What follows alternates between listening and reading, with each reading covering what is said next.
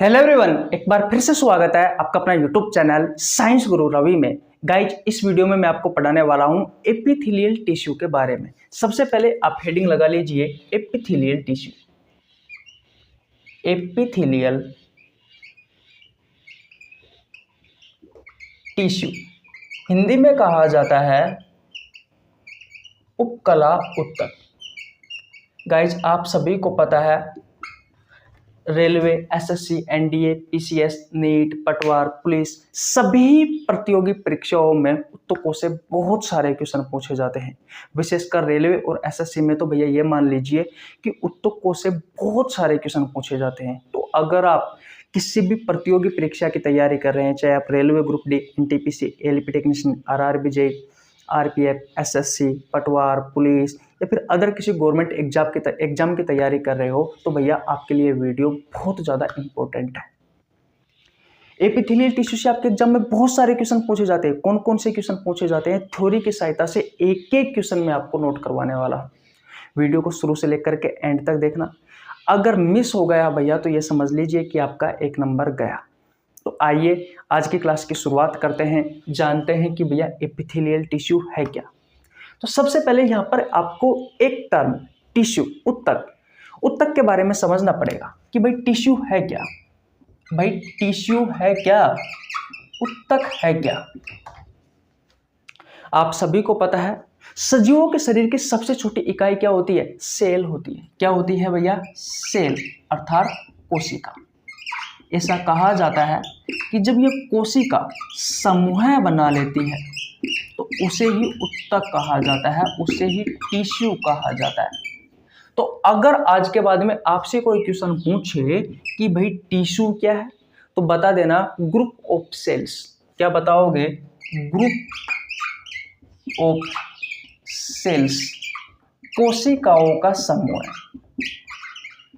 कोशिकाओं का समूह ही क्या कहलाता है भैया, कोशिकाओं का समूह ही टिश्यू कहलाता है, कोशिकाओं का समूह ही ऊतक कहलाता है। फिर दोबारा से आपको समझाने की कोशिश करूंगा। आप सभी को पता है संसार में जितने भी लिविंग ऑर्गेनिज्म है, उन सभी लिविंग ऑर्गेनिज्म की जो सबसे छोटी इकाई होती है वो होती है सेल अर्थात कोशिका। जब भी किसी सजीव का निर्माण होता है तो सबसे पहले एक कोशिका बनती है और उसी कोशिका से ही पूरे सजीव शरीर का निर्माण होता है। किस तरीके से होता है, सेल होती है, उस सेल में सेल डिवीजन की प्रोसेस होती है जिसके तहत एक से अनेक कोशिकाएं बनती है। वैसे ही सेल डिवीजन की प्रोसेस लगातार होती रहती है और एक से बहुत सारी कोशिकाओं का निर्माण होता रहता है। जब ये कोशिका समूह बना लेती है तो टिश्यू का निर्माण होता है, जिसके बारे में आज हम पढ़ने वाले हैं। जब ये टिश्यू समूह बना लेते हैं तो अंगों का निर्माण होता है, और जब ये अंग समूह बना लेते हैं तो अंग तंत्र यानी कि ऑर्गन सिस्टम का निर्माण होता है। जब ऑर्गन सिस्टम समूह बना लेता है तब जाकर के एक लिविंग बॉडी, एक सजीव शरीर का निर्माण होता है। तो कुछ याद नहीं रखना है फिलहाल, अभी आपको इतना याद रखना है कि टिश्यू के बारे में पूछे, ऊतकों के बारे में पूछे तो बता देना कि बहुत सारी कोशिकाओं को ही क्या कहा जाता है, टिश्यू कहा जाता है, ऊतक कहा जाता है। ये तो आम भाषा में बात हो गई कि भाई टिश्यू है क्या, लेकिन आपको किस तरीके से याद रखना है, ग्रुप ऑफ सेल, कोशिकाओं का समूह ही ऊतक कहलाता है। जब बहुत सारी कोशिका समूह बना लेती है तो उसे क्या कहा जाता है, उसे टिश्यू कहा जाता है, उसे ऊतक कहा जाता है। इतनी बात क्लियर है। टिश्यू का अध्ययन विज्ञान की जिस शाखा में किया जाता है, ऊतकों का अध्ययन विज्ञान की जिस शाखा में किया जाता है उस शाखा को कहा जाता है भैया हिस्टोलॉजी। उस शाखा को क्या कहा जाता है, उस शाखा को कहा जाता है भैया हिस्टोलॉजी। क्या कहा जाता है, हिस्टोलॉजी कहा जाता है। किसी को कोई प्रॉब्लम बिल्कुल नहीं होनी चाहिए। एक वैज्ञानिक था जिसने 1824 में, वैज्ञानिक का नाम था ड्यूट्रोचेट। इस ड्यूट्रोचेट ने कहा कि जब कोशिका समूह बना लेती है तो ऊतकों का निर्माण होता है। सेल वाला चैप्टर आपने पढ़ा हो तो उसमें यह कथन दिया गया था भैया ड्यूट्रोचेट ने कि कोशिकाओं का समूह ही ऊतक कहलाता है। कब दिया था, 1824 में दिया था। इतनी कहानी समझ में आ गई, ओके। अब ये जो टिश्यू होते हैं भैया, ये 4 टाइप के होते हैं। कितने टाइप के होते हैं, 4 टाइप के होते हैं। पहला होता है एपिथेलियल टिश्यू, एपिथेलियल टिश्यू जिसे हिंदी में कहा जाता है उपकला ऊतक, जिसके बारे में इस वीडियो में हम पढ़ने वाले। दूसरा कौन सा है भैया, तो दूसरा है भैया कनेक्टिव टिश्यू, कनेक्टिव टिश्यू। इसे हिंदी में कहा जाता है संयोजी उत्तक। वैसे ये चैप्टर मैंने आपको पढ़ा रखा है, आपको नीचे लिंक डिस्क्रिप्शन में मिल जाएगा, आप जाकर पढ़ सकते हो। लेकिन भैया वो चैप्टर सिर्फ मैंने रेलवे वाले बच्चों के लिए पढ़ाया था। अगर रेलवे वाले बच्चे उसको देख लेते हैं, उस चैप्टर को पढ़ लेते हैं, तो फिर कोई दिक्कत नहीं है, रेलवे में क्वेश्चन नहीं छूटेगा। लेकिन फिर भी आप अगर इन चीज़ों को पढ़ रहे हो तो आप किसी भी एग्जाम में बैठ जाना भैया, आपका क्वेश्चन नहीं छूटेगा, ये हमारी गारंटी है। ठीक है, दूसरा कौन सा है? कनेक्टिव टिश्यू यानी कि संयोजी उत्तक। तीसरा कौन सा है? तीसरा है भैया मस्कुलर टिश्यू, हिंदी में कहा जाता है पेशीय उत्तक। और चौथा कौन सा है भैया? नर्वस टिश्यू यानी कि तंत्रिका उत्तक। ये 4 प्रकार का होता है भैया आपका टिश्यू। पहला होता है एपिथेलियल टिश्यू। देखिए इस वीडियो में आपको बहुत सारे टर्म ऐसे सुनाई देंगे जिनके बारे में आप पहली बार सुनोगे, लेकिन भैया पढ़ना पड़ेगा और याद करना पड़ेगा, तभी काम चलेगा, तभी आप एग्जाम में क्वेश्चन कर पाओगे। क्योंकि पढ़ना और समझना इतना आसान है नहीं, विशेषकर इस एपिथेलियल टिश्यू को। और आप ये टिश्यू कनेक्टिव टिश्यू है, मस्कुलर टिश्यू है, नर्वस टिश्यू है, इन्हें आप आराम से पढ़ सकते हो, इनमें ज़्यादा कुछ नहीं है। लेकिन सबसे ज़्यादा जो क्वेश्चन पूछे जाते हैं वो एपिथेलियल टिश्यू से पूछे जाते हैं, और एपिथेलियल टिश्यू है वो सबसे कठिन है भैया। तो इसको याद करना थोड़ा जटिल होता है, लेकिन कोई दिक्कत नहीं है। इस वीडियो में हम आपको बिल्कुल आसान भाषा में एक एक चीज़ समझाते हुए चलेंगे। तो मैंने कहा कि टिश्यू 4 प्रकार का होता है। पहला होता है एपिथेलियल टिश्यू से उपकला उत्तक कहा जाता है। दूसरा होता है कनेक्टिव टिश्यू से संयोजी उत्तक कहा जाता है। तीसरा होता है मस्कुलर टिश्यू से पेशी उत्तक कहा जाता है। और चौथा होता है नर्वस टिश्यू से तंत्रिका उत्तक कहा जाता है। तो इस वीडियो में हम किसके बारे में पढ़ने वाले हैं? एपिथेलियल टिश्यू के बारे में। अगर आप एपिथेलियल टिश्यू ये वीडियो पूरी देख लीजिए एक बार, और पूरी देखने के बाद किसी भी एग्जाम के इस एपिथेलियल टिश्यू से अगर कोई क्वेश्चन आया हो और जो मैं आपको आज बताने वाला हूं अगर उसमें से नहीं निकले, तो भैया मेरे चैनल को सब्सक्राइब करके चला जाना। गारंटी है 100 में से 100%। जो कुछ बताने वाला हूं सारा का सारा ही भैया यहीं से ही आएगा, एपिथेलियल टिश्यू से। इतनी बात क्लियर है? ओके भैया, चलिए फिर अब शुरुआत करते हैं। देखो इनमें पूछा क्या जाता है भाई, टिश्यू में पूछा क्या जाता है? तो आपसे क्वेश्चन पूछा जाता है कि भैया आपके मुंह में कौन सा टिश्यू होता है? ठीक है, आपके ईसोफेगस में कौन सा टिश्यू होता है भैया, है कि नहीं है? यूट्रस में कौन सा टिश्यू होता है? कॉर्निया में कौन सा टिश्यू होता है? आपका जो लंग्स होते हैं उन लंग्स में कौन सा टिश्यू होता है? ब्रोंकियोल्स में कौन सा टिश्यू होता है? वुमेन्स कैप्सूल में कौन सा टिश्यू होता है? वेजाइना में कौन सा टिश्यू होता है? बहुत सारे क्वेश्चन पूछे जाते हैं इस प्रकार के, जो मैं आपको आज सारे के सारे ही क्वेश्चन करवाने वाला हूं। देखिए भैया, सबसे पहले समझते हैं एपिथेलियल टिश्यू के बारे में, उपकला उत्तक के बारे में। ये तो मैंने आपको समझा दिया कि भैया उत्तक क्या है, कि जब बहुत सारी कोशिका समूह बना लेती है तो उत्तक का निर्माण होता है। यानी कि इसकी जो संरचना आपको दिखाई देगी उसमें आपको कोशिका दिखाई देगी। क्या दिखाई देगी? कोशिका। जब कोशिका समूह बना लेती है तो किसका निर्माण होता है? उत्तक का निर्माण होता है। तो याद रखना, जो एपिथेलियल टिश्यू है, ये एपिथेलियल टिश्यू ओवरऑल मैं आपको सिंपल भाषा में बता देता हूँ, ये 3-4 जगह पर दिखाई देता है आपको, आपके पूरे शरीर में ये एपिथेलियल टिश्यू कहाँ दिखाई देता है? तो पहला है भैया ब्लड वेसल्स। ब्लड वेसल्स, ध्यान से समझना, एक एक चीज इंपॉर्टेंट है। इसे हिंदी में कहा जाता है रुधिर वाहिका। यह वह वाहिका होती है जिसमें होकर के ब्लड पैक होकर के आपके पूरे शरीर में घूमता रहता है। इसे आम भाषा में नस कहते हैं। तो नस में पैक होकर के आपका जो ब्लड होता है वो पूरे शरीर में घूमता रहता है भैया। ठीक है, आर्टरी, वेन्स, कैपिलरीज, ये ब्लड वेसल्स के प्रकार है। धमनी, सिरा, केशिका आपने सुना हो तो ये जो ब्लड वेसल्स है, आर्टरी, वेन्स, कैपिलरीज, इन सभी में एपिथेलियल टिश्यू पाया जाता है, इन सभी में उपकला उत्तक पाया जाता है। याद रखना, मैंने ब्लड का नाम नहीं लिया। ब्लड एक प्रकार का कनेक्टिव टिश्यू है। ब्लड जो होता है वो एक प्रकार का संयोजी उत्तक है। तो मैंने ब्लड के बारे में नहीं कहा है आपसे, मैंने आपसे कहा है ब्लड वेसल्स के बारे में, मैंने आपसे कहा है रुधिर वाहिकाओं में। तो रुधिर वाहिकाओं में किस प्रकार का टिश्यू पाया जाता है भैया? तो रुधिर वाहिकाओं में भैया एपिथेलियल टिश्यू यानी कि उपकला उत्तक पाया जाता है। कोई भी ट्यूब आपको दिखाई दे शरीर में, बहुत सारी ट्यूब होती है, तो उन ट्यूब्स में एपिथेलियल टिश्यू होता है भैया। आपकी जो कैविटी है, कैविटी को हिंदी में कहा जाता है गुहा। जैसे कि बहुत सारी कैविटी होती है, जैसे कि आपने नाम सुना होगा ओरल कैविटी, आपके मुंह में जो खाली जगह होती है उसे ओरल कैविटी कहा जाता है। Buccal cavity, mouth cavity, thoracic cavity, abdominal cavity. तो ये जो कैविटी होती है, इन कैविटी में भी भैया किस प्रकार का टिश्यू होता है, तो एपिथेलियल टिश्यू होता है, उपकला उत्तक होता है। किस प्रकार का उत्तक होता है भैया? उपकला उत्तक होता है। एक होता है सरफेस, सरफेस यानी कि सतह पर, जो सतह होती है भैया किसी भी ऑर्गन की या फिर जो हमारे शरीर में जो सतह होती है, उन सतहों पर एपिथेलियल टिश्यू पाया जाता है, उपकला उत्तक पाया जाता है। तो सबसे पहले चार चीज तो आपको ये याद रखनी है, ब्लड वेसल्स, ट्यूब्स, कैविटी और सरफेस। इतनी चीजें याद हो गई। पहली ब्लड वेसल्स, ब्लड का नाम नहीं ला मैंने, ब्लड का नाम नहीं लिया मैंने, पहले ही ब्लड वेसल्स। आम भाषा में हम नस कहते हैं, हिंदी में रुधिर वाहिका कहते हैं। तीन प्रकार की होती है, आर्टरी, वेन्स, कैपिलरीज। इन सभी के बारे में मैंने आपको सर्कुलेटरी सिस्टम वाले चैप्टर में पढ़ा रखा। अगर आपने नहीं पढ़ा तो आपको नीचे लिंक डिस्क्रिप्शन में मिल जाएगा, जाकर पढ़ सकते हैं। दूसरी होती है ट्यूब, बहुत सारी नलिका होती है आपके शरीर में, बहुत सारी नलिका होती है, उनमें कैविटी, गुहाओं में, सरफेस, सतहों पर कौन सा टिश्यू पाया जाता है भैया? एपिथेलियल टिश्यू पाया जाता है, उपकला उत्तक पाया जाता है। इतनी बात क्लियर है? ओके। अब भैया संरचना के आधार पर इस एपिथेलियल टिश्यू को दो भागों में बांटा गया है।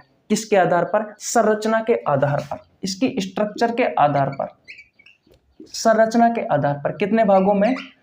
दो भागों में बांटा गया है। पहला भाग कौन सा है? तो भैया पहला भाग है, याद रखना, सिंपल एपिथेलियल टिश्यू, हिंदी में कहा जाता है सरल उपकला उत्तक, सरल उपकला उत्तक। अगर आप इंग्लिश में नाम याद रखोगे तो बेहतर रहेगा भैया, हिंदी में नाम आपको याद नहीं होंगे। पहला भाग कौन सा है? पहला है सिंपल एपिथेलियल टिश्यू यानी कि सरल उपकला उत्तक। दूसरा कौन सा है? दूसरा है भैया कॉम्प्लेक्स या फिर आपको कंपाउंड देखने को मिलेगा, एपिथेलियल टिश्यू, एपिथेलियल टिश्यू यानी कि जटिल उपकला उत्तक। अब दोनों में फर्क क्या है? मैंने आपसे कहा था कि संरचना के आधार पर भैया उपकला उत्तकों को यानी कि एपिथेलियल टिश्यू को दो भागों में बांटा गया है। किसके आधार पर? संरचना के आधार पर। पहला है सिंपल एपिथेलियल टिश्यू यानी कि सरल उपकला उत्तक, और दूसरा है जटिल उपकला उत्तक। अब दोनों में फर्क क्या है? मैंने आपको इतना तो बता दिया कि जो टिश्यू होते हैं वो कोशिकाओं से मिलकर के बने हुए होते हैं। किससे मिलकर के बने होते हैं? कोशिका से। तो सिंपल उपकला उत्तक में जो कोशिका होती है भैया वो एक परत में होती है, वो एक परत में होती है, वो एक परत में होती है, कुछ इस तरीके से, इस तरीके से एक परत में होती है।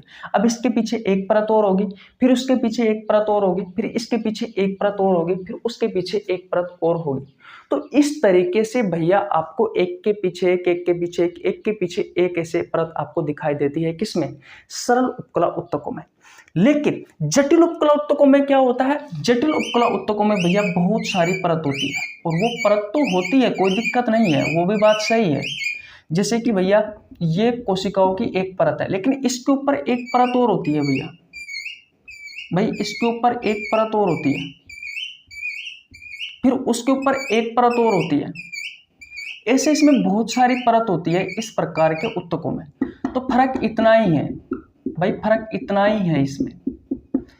ये सरल उपकला उत्तकों में और जटिल उपकला उत्तकों में फर्क इतना ही है कि इसमें तो सिर्फ एक परत होती है, इसमें एक से अधिक परत होती है। ये सरल उपकला उत्तक और जटिल उपकला उत्तकों में फर्क है। मैंने कहा ना कि संरचना के आधार पर इसे दो भागों में बांटा गया है। तो संरचना के आधार पर अगर आपको एक परत दिखाई दे इस तरीके से बिल्कुल सीधी, तो समझ लेना कि ये सिंपल एपिथेलियल टिश्यू है। और अगर आपको एक के ऊपर एक, एक के ऊपर एक इस तरीके से परत दिखाई दे, तो वो समझ लेना कि भैया वो जटिल उपकला उत्तक है, यानी कि कॉम्प्लेक्स या कंपाउंड एपिथेलियल टिश्यू है। और कुछ याद नहीं करना। दूसरी चीज आपको क्या याद रखनी है कि इस प्रकार के एपिथेलियल टिश्यू में, यानी कि इस प्रकार के उत्तकों में, या आप कह सकते हो कि एपिथेलियल टिश्यू में दो कोशिकाओं के बीच का जो स्पेस होता है, जैसे कि ये कोशिका है और ये कोशिका है, तो इन दोनों कोशिकाओं के बीच का स्पेस इसमें तो बिल्कुल भी नहीं है। लेकिन अगर मान लीजिए होता तो उसे कहा जाता है intercellular space. Inter cellular space कहा जाता है, अंतःकोशिकीय स्थान कहा जाता है, अंतःकोशिकीय स्थान कहा जाता है। तो भैया एपिथेलियल टिश्यू में ये जो अंतःकोशिकीय स्थान होता है ये नहीं होता है, क्योंकि जगह ही नहीं है, दो कोशिकाओं के बीच में रिक्त स्थान है ही नहीं है भैया। आप देख सकते हो कि इसमें बिल्कुल चपटी हुई है क्या जगह दिखाई दे रही है आपको? जगह, इसमें आपको जगह दिखाई दे रही है दो कोशिकाओं के बीच में। तो ये जो इंटरसेलुलर स्पेस है, अंतःकोशिकीय स्थान है, ये होता ही नहीं है भैया। ये भी इंपॉर्टेंट है, इस चीज का भी आपको ध्यान रखना है। तो इसे मैं मिटा देता हूं। ओके भैया, इतनी कहानी आपको समझ में आ गई? ओके, अब ध्यान से समझना, ये जो सिंपल एपिथेलियल टिश्यू है ये 4 प्रकार का होता है। कितने प्रकार का होता है? 4 प्रकार का। पहला कौन सा होता है? तो मैं लिख देता हूं कि ये 4 टाइप का होता है। जो मैं पढ़ा रहा हूं वो याद कर लीजिए, इससे ज्यादा नहीं पूछा जाएगा, आप किसी भी एग्जाम में बैठ जाना भैया, ठीक है। पहला कौन सा है? तो पहला है भैया एस्क्यूमस। एस्क्यूमस एपिथेलियल टिश्यू, एपिथेलियल टिश्यू, सल की उपकला उत्तक, सल की उपकला उत्तक। पहला कौन सा है भैया? पहला है एस्क्यूमस एपिथेलियल टिश्यू, सल की उपकला उत्तक। अब भैया जितने भी मैं आपको सिंपल एपिथेलियल टिश्यू पढ़ाने वाला हूं उन सब में एक ही परत होगी, उन सब में कोशिकाओं की एक ही परत होगी। हाँ, ये हो सकता है क्योंकि इसके प्रकार अलग अलग है संरचना के आधार पर, तो भैया ये आपको ये जो कोशिका दिखाई देती है ये अलग अलग प्रकार की हो सकती है। ये भैया कॉलम जैसी हो सकती है, ये घन के जैसी, क्यूब के जैसी हो सकती है, ये चपटी हो सकती है, किसी भी तरह की हो सकती है। तो वो चीजें अलग है, लेकिन इनकी जो परत होगी भैया वो सभी एक परत में होगी। जितने भी मैं आपको सिंपल एपिथेलियल टिश्यू पढ़ाने वाला हूं उन सब में एक ही परत होती है। हाँ, कोशिकाओं का आकार अलग अलग हो सकता है। अब ये जो एस्क्यूमस एपिथेलियल टिश्यू जो सल की उपकला उत्तक है, ये आपको इस तरीके से दिखाई देते हैं जैसे कि किसी रूम में टाइल बिछी हुई हो, जैसे कि अपन को टाइल दिखाई देती है ना। मैं आपको यहाँ पर भैया डायग्राम लगा दूंगा। तो 17 मिनट पर है ना, तो मैं लिख लेता हूँ कि भैया 17 मिनट पर पहला डायग्राम लिखाना है। तो भैया यहाँ पर मैं आपको डायग्राम लगा दूंगा। आप देख सकते हो कि कुछ इस तरीके से आपको एस्क्यूमस एपिथेलियल टिश्यू यानी कि सल की उपकला उत्तक दिखाई देती है। अब इसकी लोकेशन आपको पता होना जरूरी है कि भैया ये एस्क्यूमस एपिथेलियल टिश्यू किस किस जगह पर होता है। तो पहला आपको क्या याद रखना है? पहला एग्जांपल आपको याद रखना है भैया blood vessels. Blood vessels, blood vessels के बारे में आप अच्छे से जानते हो, रुधिर वाहिका होती है, हिंदी में से नस कहते हैं, और इन नसों में पैक होकर के हमारा ब्लड पूरे शरीर में घूमता रहता है। जब भी आपको चोट लगती है तो ब्लड डैमेज, जब भी ब्लड बाहर निकलता है तो ये ब्लड वेसल्स डैमेज होती है, इस बात का आपको ध्यान रखना है। आर्टरी, वेन्स, कैपिलरीज, धमनी, सिरा, केशिका, ये सभी ब्लड वेसल्स के प्रकार होते हैं। किसी को कोई प्रॉब्लम यहाँ तक बिल्कुल भी नहीं होनी चाहिए भैया। तो पहला कौन सा है? Blood vessels. ओके, दूसरा कौन सा याद रखना है? Bowman capsule. Bowman's capsule, Bowman's capsule. बोमेन का संपुट कहा जाता है इसे भैया, हिंदी में क्या कहा जाता है? बोमेन का संपुट कहा जाता है। अभी बोमेन्स कैप्सूल कहाँ दिखाई देता है भैया? कहाँ पढ़ते हो आप? ये आपको पता होना जरूरी है, तभी ये स्टूडेंट को ये चैप्टर जो है ना वो थोड़ा कठिन लगता है, क्योंकि इसमें भैया पूरी बायोलॉजी जो आप पढ़ते हो ना भैया, जूलॉजी, वो सारी जूलॉजी पढ़नी पड़ती है, तब जाकर ये समझ में आता है।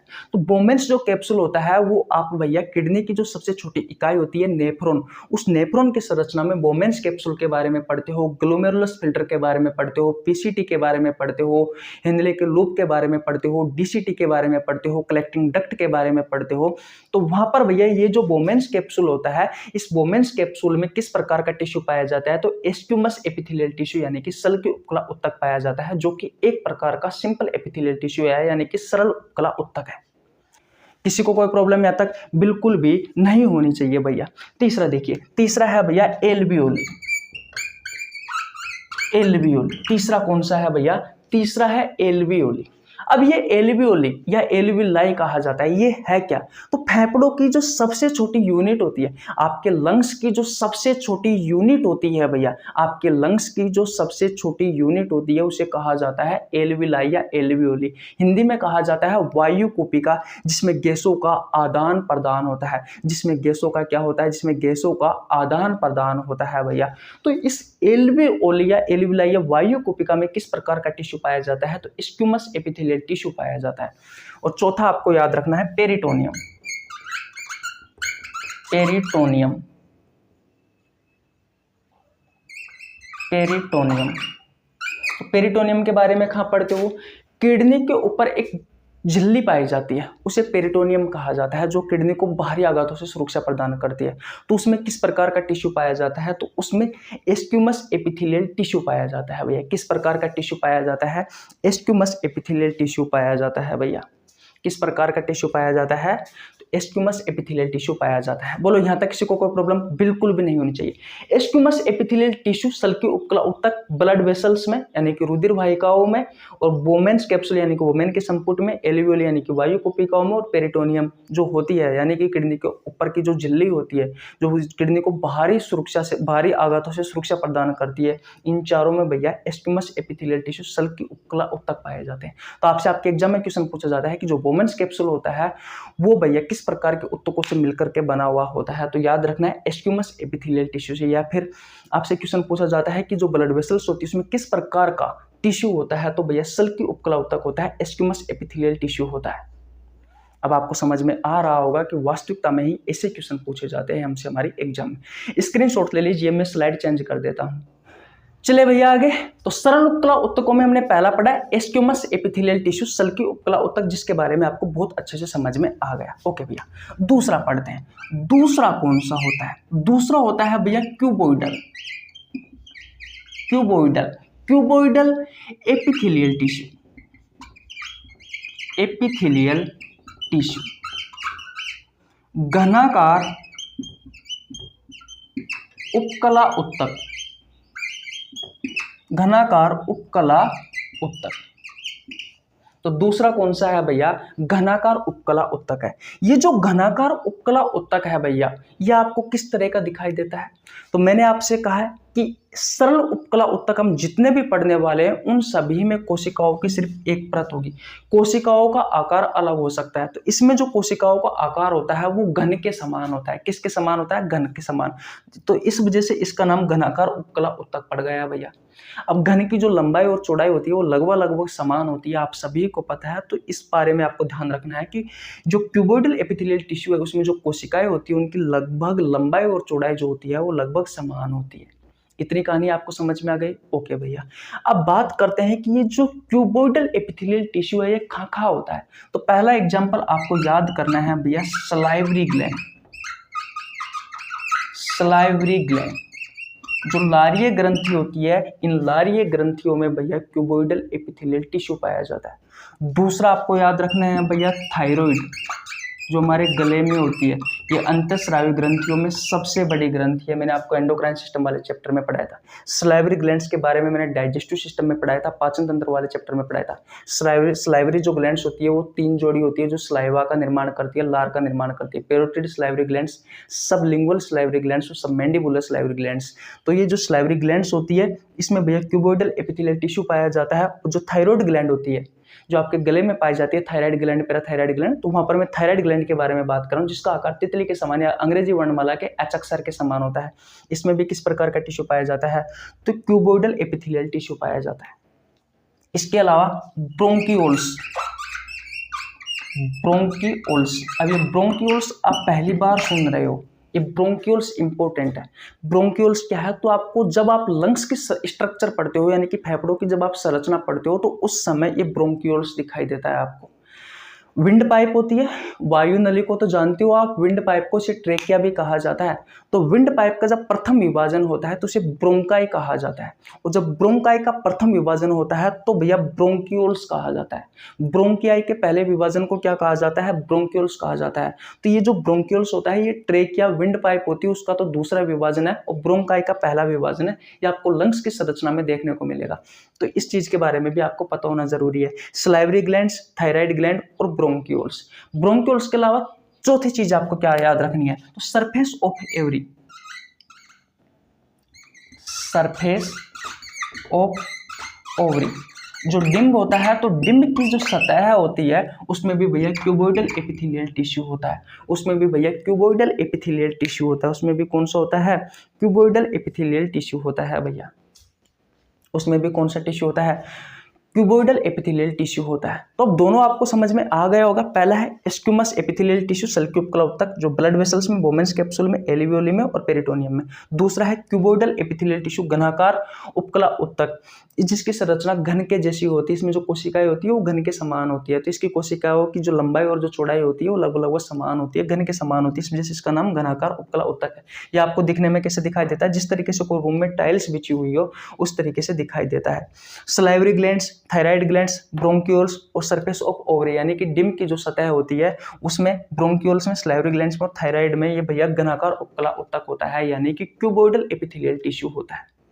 हो सकता है आपको कठिन लग रहा हो, लेकिन भैया आपको याद करना पड़ेगा। दो हो गए भैया, सरल उपकला उत्तक मैंने आपको दो पढ़ा दिए, अब तीसरा पढ़िए भैया। मिटा दो इसको, आप स्क्रीनशॉट ले लीजिए। ले लिया आपने स्क्रीनशॉट? ओके भैया, ले लीजिए, इंपॉर्टेंट है भैया। ले लिया आपने? ओके। अब दो हमने पढ़ लिया, अब तीसरा पढ़ लेते हैं भैया। तीसरा कौन सा है? क्यूबोइडल पढ़ लिया, अब हम पढ़ेंगे कोलमनार एपिथेलियल टिश्यू। अभी तो हम सिर्फ सिंपल एपिथेलियल टिश्यू पढ़ रहे हैं, अभी तो हमें कॉम्प्लेक्स एपिथेलियल टिश्यू और पढ़ना है। तो भैया सिंपल एपिथेलियल टिश्यू में तीसरा कौन सा है? तीसरा है कोलमनार एपिथेलियल टिश्यू। इसे स्तंभाकार कहा जाता है, स्तंभाकार उपकला उत्तक कहा जाता है, हिंदी में उपकला उत्तक कहा जाता है, स्तंभाकार उपकला उत्तक कहा जाता है। अब भैया स्तंभ यानी कि जो खंभा होता है आपका, जो कॉलम होता है, उसके समान इस प्रकार के टिश्यू की कोशिका दिखाई देती है, जिनकी जो चौड़ाई होती है वो भैया चौड़ाई कम होती है और उनकी लंबाई ज्यादा होती है। कुछ इस तरीके से आपको ये टिश्यू दिखाई देते हैं, ऐसे लंबे लंबे दिखाई देते हैं, ऐसे लंबे लंबे दिखाई देते हैं भैया। तो आप देख सकते हो इनकी जो चौड़ाई है वो चौड़ाई तो कम है भाई, चौड़ाई कम है लेकिन ये लंबाई ज्यादा है, तो याद रखना है। तो इस प्रकार के जो उत्तक होते हैं वो स्तंभ के समान, आप देख रहे हो ना, आपको स्तंभ खंभा दिखाई, कॉलम जैसा दिखाई दे रहा है, तो इस प्रकार के जो टिश्यू होते हैं वो आपको स्तंभ के समान दिखाई देते हैं, एक ही परत में होते हैं। इस जैसे इन टिश्यूओं को कहा गया है कोलमनार एपिथेलियल टिश्यू। संरचना के आधार पर प्रकार मैं आपको बता रहा हूँ, जिसमें पहला है सिंपल एपिथेलियल टिश्यू। इतनी बात क्लियर है। अब क्वेश्चन पूछा जाता है कि ये कोलमनार एपिथेलियल जो टिश्यू होता है वो कहाँ होता है, तो पहला आपको याद रखना है एलिमेंट्री कैनाल, एलिमेंट्री कैनाल।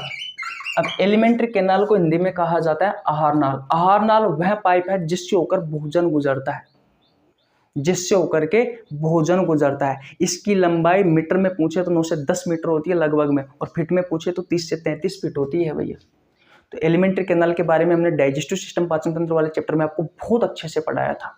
इतनी बात क्लियर है? किसी को कोई प्रॉब्लम यहाँ तक बिल्कुल नहीं होनी चाहिए।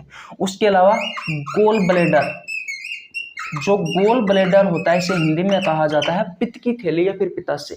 बाइल जूस से आपके एग्जाम में बहुत सारे क्वेश्चन पूछे जाते हैं। जो बाइल जूस होता है, इस बाइल जूस का निर्माण तो लीवर में होता है, लेकिन ये जमा कहाँ जाकर के होता है? इसी गोल ब्लैडर में जाकर के जमा होता है भैया। इस बात का आपको ध्यान रखना है, इसके बारे में आपको पहले भी पढ़ा चुका। इसी पित्ताशय में, इसी पित्त की थैली में जाकर के बाइल जूस इकट्ठा होता है, लेकिन बाइल जूस कार्य कहाँ जाकर के करता है? छोटी आंत में जाकर काम करता है। क्या काम करता है? तो भैया वसा के पाचन में सहायक होता है। तो एलिमेंट्री कैनाल में, गोल ब्लैडर में। इसके अलावा अगर आपसे लंग्स के बारे में पूछा जाए, लंग्स के बारे में पूछा जाए, फेफड़ों के बारे में पूछा जाए, तो फेफड़ों में भी भैया कोलमनार एपिथेलियल टिश्यू होता है, स्तंभाकार उपकला उत्तक होता है। लेकिन पर्सनल ब्रोंक्यूल्स के बारे में पूछे तो भैया आपको क्यूबोइडल एपिथेलियल टिश्यू बताना है, क्योंकि मैंने आपको बताया था कि लंग्स की संरचना में ही ये ब्रोंक्यूल्स होता है। तो ब्रोंक्यूल्स के बारे में पूछे पर्सनल, तो क्यूबोइडल एपिथेलियल टिश्यू बताना है। लेकिन भैया अगर आपसे लंग्स, फेफड़ों के बारे में पूछे तो आपको कोलमनार एपिथेलियल टिश्यू बताना है। बोलो भैया, तीसरा आपको समझ में आया? तीसरा आपको समझ में आया भैया? तीसरा आपको समझ में आया भैया? ओके। ओके, अब चौथा पढ़ते हैं भैया, तीसरा आपको समझ में आ गया, स्क्रीनशॉट ले लीजिए। ओके भैया, अब चौथा पढ़िए भैया, ये से मिटा दूं मैं दूसरे नंबर का को। ओके भैया, अब चौथा पढ़ लीजिए भैया। चौथा कौन सा है? चौथा है भैया सीलिएटेड कोलमनार एपिथेलियल टिश्यू। अब हिंदी में क्या कहा जाता है ये तो मुझे पता नहीं है, शायद इसे रोमक कहा जाता है। रोमक स्तंभाकार एपिथेलियल टिश्यू यानी कि उपकला उत्तक कहा जाता है हिंदी में, रोमक स्तंभाकार एपिथेलियल टिश्यू। लेकिन आपको हिंदी में मत करो यार, हिंदी में आता नहीं है, इंग्लिश में ही आता है आपके एग्जाम में, तो आप इंग्लिश में याद कर लीजिए। तो सीलिएटेड कोलमनार एपिथेलियल टिश्यू, तो इसमें भी देखिए, इसमें कुछ नहीं होता, इस तरीके की इसकी संरचना होती है, लेकिन इसके ऊपर सीलिया होते हैं भैया, बाल जैसी आपको संरचना दिखाई देती है, इस वजह से इसका नाम होता है सीलिएटेड कोलमनार एपिथेलियल टिश्यू।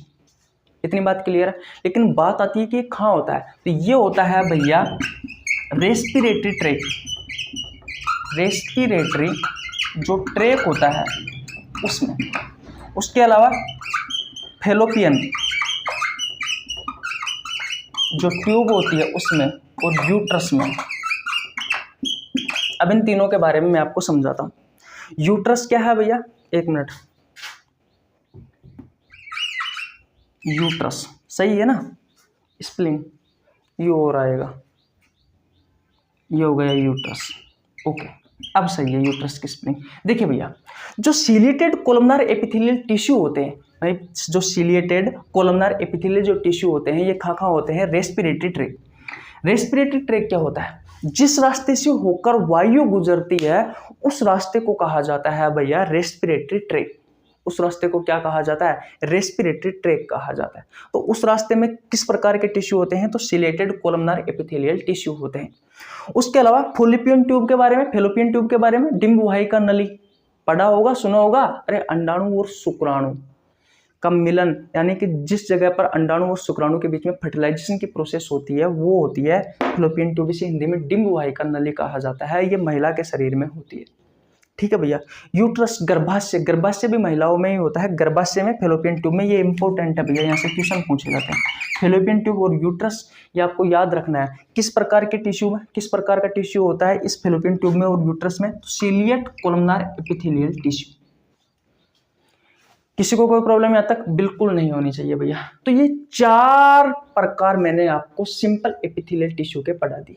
पहला कौन सा था, स्क्यूमस एपिथेलियल टिश्यू। स्क्यूमस में हमने क्या क्या पढ़ा, ब्लड वेसल्स पढ़ा हमने, वोमेन्स कैप्सूल पढ़ा, एल्विलाई पढ़ा हमने, और पेरिटोनियम झिल्ली पढ़ी, यानी कि पेरिटोनियम जो झिल्ली होती है ना किडनी के चारों, किडनी को सुरक्षा प्रदान करने वाली, ये चीजें पढ़ी हमने।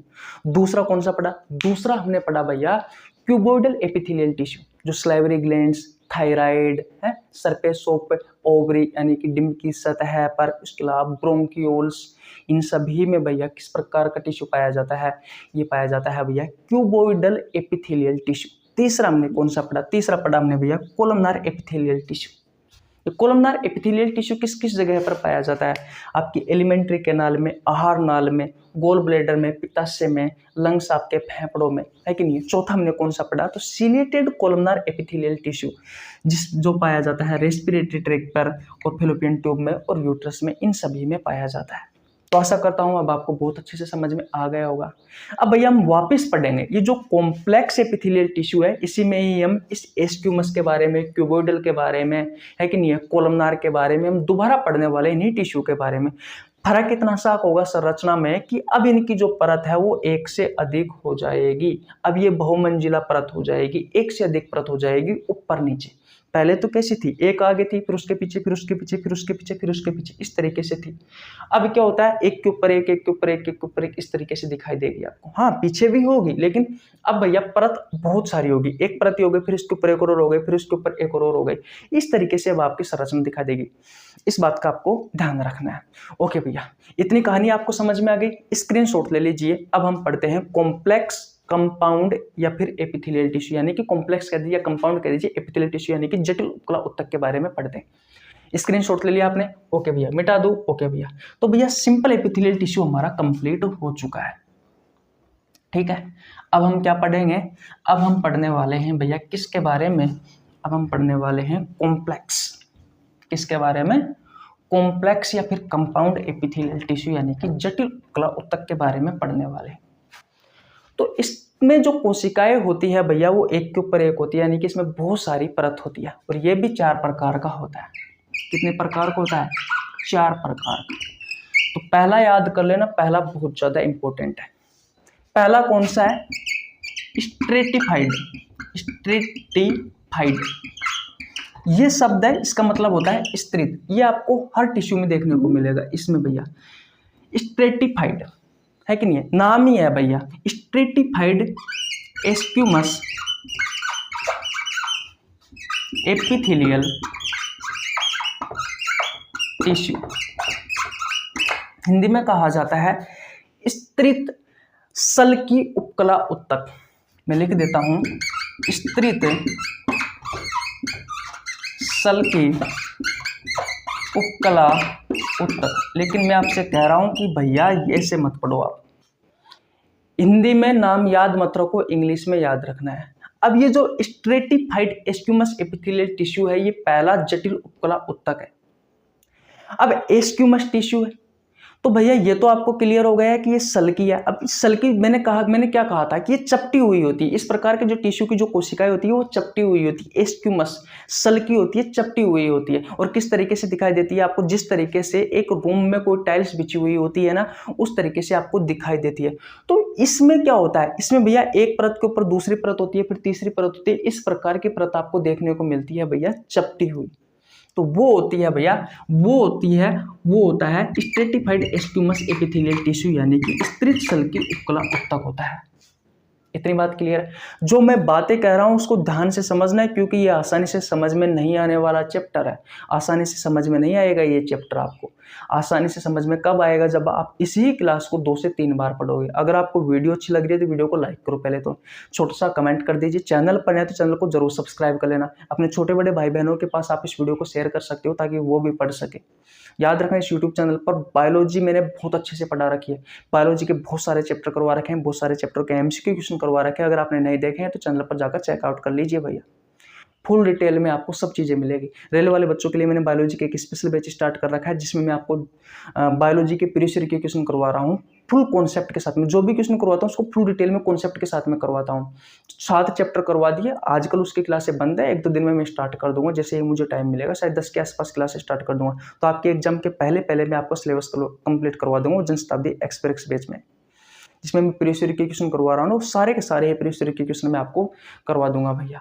ठीक है, बीच बीच में रेगुलर रेलवे से संबंधित क्लासें आती रहती है इंपॉर्टेंट टॉपिकों पर, और भी अच्छी चीज़ें मैं आपको सिखाता रहता हूँ इस यूट्यूब चैनल पर। आप जाइए और पढ़िए भैया, मज़ा आ जाएगा आपको। बायोलॉजी में बिल्कुल भी टेंशन करने की आवश्यकता नहीं है। मैं आपको बिल्कुल आसान भाषा में सारी चीज़ें पढ़ा रहा हूँ। अब नाम ही कठिन है भैया, तो मैं क्या करूँ यार, याद तो करना पड़ेगा। मैंने भी तो याद किया है। ओके, अब देखिए भैया, जटिल उपकला ऊतक यानी कॉम्प्लेक्स या कंपाउंड एपिथेलियल टिश्यू 4 प्रकार के होते हैं, जिसमें से पहला कौन सा है, स्ट्रेटिफाइड एस्क्यूमस एपिथेलियल टिश्यू, स्तरित सल्की उपकला ऊतक। ये भी 2 प्रकार का होता है। फिर फंसा दिया हमें भैया, आप सोच रहे होंगे क्या करें भैया, है तो है। ये 2 प्रकार का होता है। पहला कौन सा होता है, पहला होता है भैया स्ट्रेटिफाइड एस्क्यूमस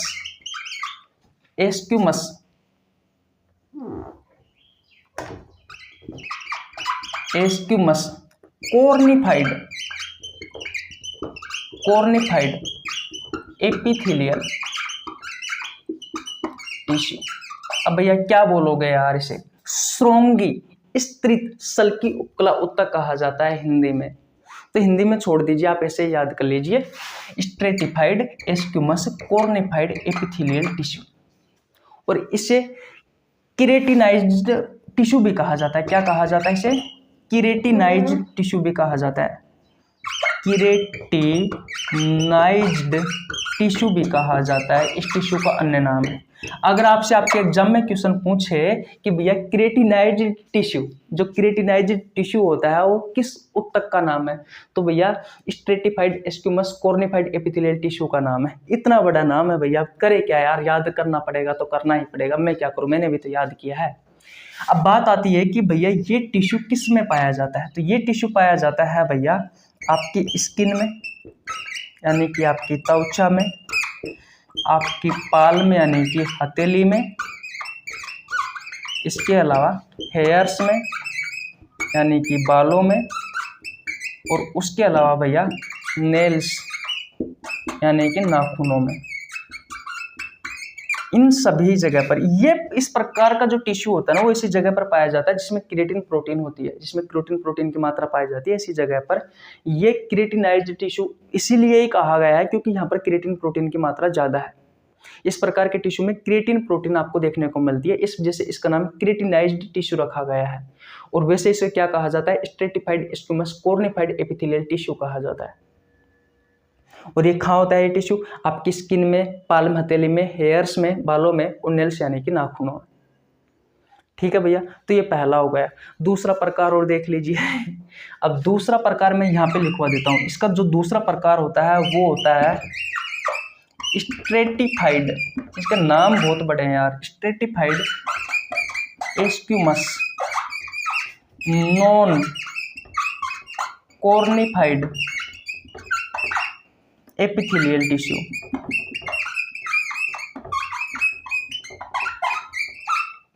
इसे कहा जाता है नॉन क्रिएटिनाइज्ड टिश्यू, यानी कि इसमें क्रिएटिन प्रोटीन की मात्रा आपको नहीं देखने को मिलती। तो नाम सेम सा किया, अगर आपने एक नाम याद कर लिया तो समझ लीजिए। देखिए अब स्ट्रेटिफाइड स्क्विमस दोनों में सेम है कि नहीं है? फिर कॉर्निफाइड याद करना है, इसमें नॉन कॉर्निफाइड याद करना है, फिर एपिथेलियल टिश्यू तो सेम ही है।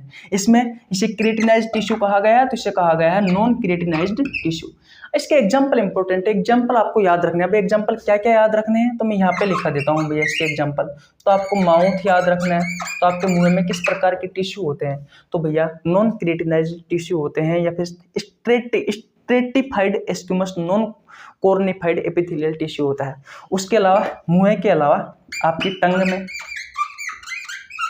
आपका जो फेरिक्स होता है, भोजन और वायु का कॉमन पथ को कहा जाता है फेरिक्स, से हिंदी में ग्रसनी कहा जाता है। ईसोफेगस का नाम सुना है? ईसोफेगस भोजन नली को कहा जाता है, फूड पाइप को कहा जाता है। उसमें वेजाइना में, फीमेल रिप्रोडक्टिव सिस्टम में देखने को मिलता है ये वेजाइना। इसके अलावा कॉर्निया। इन सभी में भैया किस प्रकार का टिश्यू पाया जाता है? इन सभी में किस प्रकार का टिश्यू पाया जाता है? तो भैया इन सभी में stratified squamous non cornified epithelial tissue पाया जाता है। अब जब मैंने आपको ये चैप्टर पढ़ाया था तो वहां पर सल की उपकला उत्तक में भैया ये सारी चीजें बता दी थी मैंने कि भैया आपकी स्किन में, हथेली में, हेयर्स में, नाखूनों में, मुंह में, टंग्स में, फेरिक्स में, ईसोफेगस में, वेजाइना में, कॉर्निया में। और वहाँ पर हमने क्या क्या पढ़ा था? ब्लड वेसल्स पढ़ा था, ब्लड वेसल्स पढ़ा था ना। उसके अलावा हमने और क्या पढ़ा था? उसके अलावा हमने पढ़ा था भैया बोमेन्स कैप्सूल, एल्वियोली पढ़ा था। और उसके अलावा हमने क्या पढ़ा था? पेरिटोनियम पढ़ा था। तो ये सभी चीज़ें में जो इम्पोर्टेंट चीज़ थी वो मैंने आपको रेलवे वाली चीज़ में बता दी। रेलवे में जब रेलवे के लिए जो चैप्टर पढ़ाया था, रेलवे एसएससी के लिए नॉर्मल जो चैप्टर पढ़ाया था उसमें मैंने आपको बता दी। तो है तो भैया ये सल्की उपकला उत्तक ही, लेकिन सल्की उपकला उत्तक को भी अलग अलग भागों में बांटा गया है। सरल में हमने अलग देखा और जटिल में अलग देखा। जटिल में जो है वो स्त्री सल्की उपकला उत्तक, इसको दो भागों में बांटा गया है, स्ट्रेटिफाइड स्क्विमस कॉर्निफाइड एपिथेलियल टिश्यू। श्रोंगी स्तरीय सल्की उपकला उत्तक और असरंगी स्तरीय स्तरित सल्की उपकला उत्तक। हिंदी में तो नाम भी नहीं लिए जाते, इंग्लिश में तो खैर हम फिर भी कर सकते हैं। तो ये सारी चीजें आपको याद रखनी है। भैया मैं कुछ नहीं जानता यार, भैया याद करना पड़ेगा अगर आपको पढ़ना है तो। मैं स्लाइड चेंज कर देता हूँ भैया एक बार। देख बताओ भैया अब क्या करें यार? बस ज़्यादा कुछ नहीं है, बस इतना याद कर लीजिए, इतना याद कर लीजिए। अब इससे ज़्यादा नहीं है। अब तो आसान चीज़ें हैं भैया, अब तो आसान चीज़ें हैं। बस ये थोड़ा सा कठिन है, मुझे भी लगा था जब मैंने पढ़ा था। फिर आपको तो बहुत ही ज़्यादा लग रहा होगा भैया। करे क्या यार, अब पढ़ना तो पड़ता है, चीज़ों को सीखनी पड़ती है, नहीं तो कहीं ना कहीं अब एग्जाम में क्वेश्चन रह जाते हैं। ठीक है, अगर भाई रेलवे के अगर पेपर उठा के देखोगे ना तो भाई जटिल उपकला उत्तक से क्वेश्चन पूछे गए हैं। यकीन मानिए आप पिछले पेपर उठा करके देखिए, रेलवे के यहाँ से भी क्वेश्चन पूछे गए। इसलिए मेरी मजबूरी है यहाँ से आपको करवाना और अच्छे से डिटेल में करवाना। मैं कह रहा हूँ कि अगर आपने पूरी क्लास पढ़ ली तो उसके बाद में एपिथेलियल टिश्यू से आपका एक भी क्वेश्चन बाहर नहीं जाएगा, ये मेरी गारंटी है। इतनी बात समझ में आ गया आपका? किसी को कोई प्रॉब्लम यहाँ तक बिल्कुल नहीं होनी चाहिए। मैं मिटा रहा हूँ और अब हम जटिल उपकला उत्तक का दूसरा पार्ट पढ़ेंगे भैया। यानी कि दूसरा भाग पढ़ेंगे। मिटा दूं भैया, मिटा दूं, किसी को कोई प्रॉब्लम आता है? नहीं होनी चाहिए। ओके भैया, अब देखो भैया दूसरी चीज के बारे में पढ़ते हैं। मजा आ रहा है या नहीं आ रहा है? सब ये सही बताओ। अगर आपको अच्छा कॉन्सेप्ट मिल रहा हो और अगर बिल्कुल आसान भाषा में मिल रहा हो, करो क्या यार, ये टर्म ही बहुत भैया, जो टर्म है ना इनके, ये याद ही नहीं होते यार, बहुत कठिन कठिन है। तो उनको, मेरा तो कोई काम है नहीं है कि इनको आसान कर दो बदल करके। ओके भैया, देखो अब दूसरा देखते हैं भैया, कॉम्प्लेक्स या कंपाउंड एपिथेलियल टिश्यू में दूसरा है स्ट्रेटिफाइड क्यूबोइडल एपिथेलियल टिश्यू।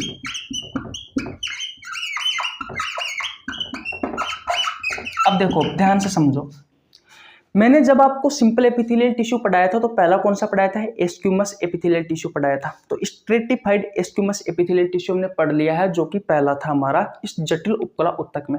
दूसरा मैंने आपको कौन सा पढ़ाया था? Cuboidal epithelial tissue. तो मैंने आगे स्ट्रेटिफाइड लगाया है, और स्ट्रेटिफाइड को क्या बोलते हैं यार? Cuboidal epithelial tissue.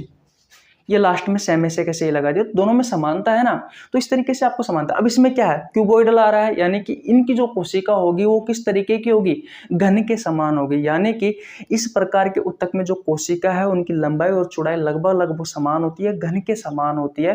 फर्क कितना है सरल में और जटिल में? जटिल में जो होती है वो भैया बहुपरतीय होती है, एक के ऊपर एक, एक के ऊपर एक, इस तरीके से इस बहुत सारी परत में आपको दिखाई देता है।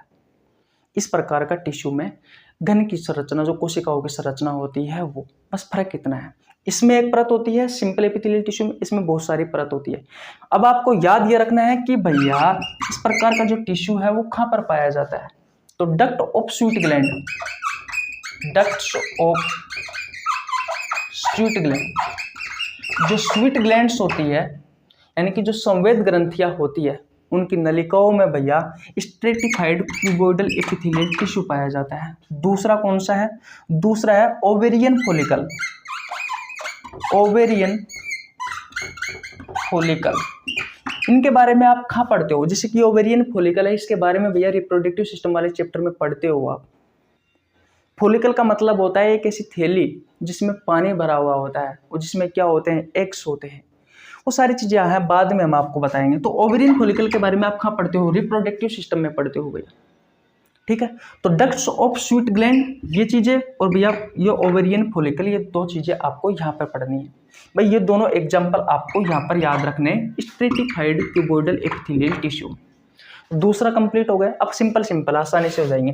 तीसरा कौन सा है? तो तीसरा है भैया स्ट्रेटिफाइड। तीसरा कौन सा है? स्ट्रेटिफाइड, स्पेलिंग सही कर लेना। स्ट्रेटिफाइड इस तरीके से है, स्ट्रेटिफाइड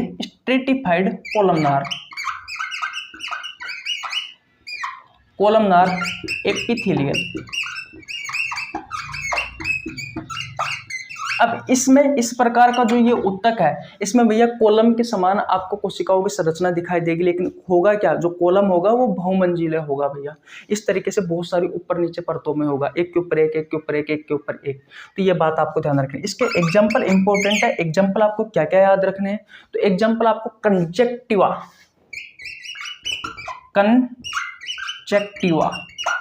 कंजक्टिवा आपको याद रखना है। पहला ये कंजक्टिवा कहाँ देखने को मिलता है? तो आपकी आंख की संरचना में, आंख में देखने को मिलता है ये कंजक्टिवा। तो पहला तो ये याद रखना है। दूसरा होता है फेरिक्स। फेरिक्स भोजन और वायु का कॉमन पथ है, और इस फेरिक्स में भैया आपको स्ट्रेटिफाइड कोलमनार एपिथेलियल टिश्यू भी देखने को मिलते हैं। इसके अलावा आपको एनल कैनाल देखने को मिलती है। अब ये एनल कैनाल है क्या? तो बड़े आंत के 3 भाग होते हैं, सीकम, कोलन और रेक्टम। रेक्टम को मलस्य भी कहा जाता है, जिसमें कुछ समय के लिए मल इकट्ठा होता है, और मल जिस रास्ते से बाहर जाता है उसे एनस या गुद्दा द्वार बोलते हैं भैया। तो मलाशय और गुद्दा के बीच में जो नाल आपको दिखाई देती है, उस नाल को ही कहा जाता है भैया एनल कैनाल कहा जाता है। तो उसमें किस प्रकार का टिश्यू होता है? तो स्ट्रेटिफाइड कोलमनार एपिथेलियल टिश्यू होता है। आई बात समझ में? किसी को कोई प्रॉब्लम यहाँ तक? बिल्कुल नहीं होनी चाहिए। इस प्रकार की टिश्यू की संरचना कौन सी थी? क्यूबोइडल घन के समान थी लेकिन बहुमंजिला थी। इस प्रकार की टिश्यू की संरचना कैसी है? कॉलम के समान है लेकिन बहुमंजिला है। बस यही याद रखना है, सरल में और जटिल में। और लास्ट एंड फाइनल जो चौथा है भैया, वो कौन सा है? वो है ट्रांजिशनल। चौथा कौन सा है? Transitional epithelial tissue. चौथा कौन सा है भैया? चौथा है, लास्ट है, ट्रांजिशनल एपिथेलियल टिश्यू।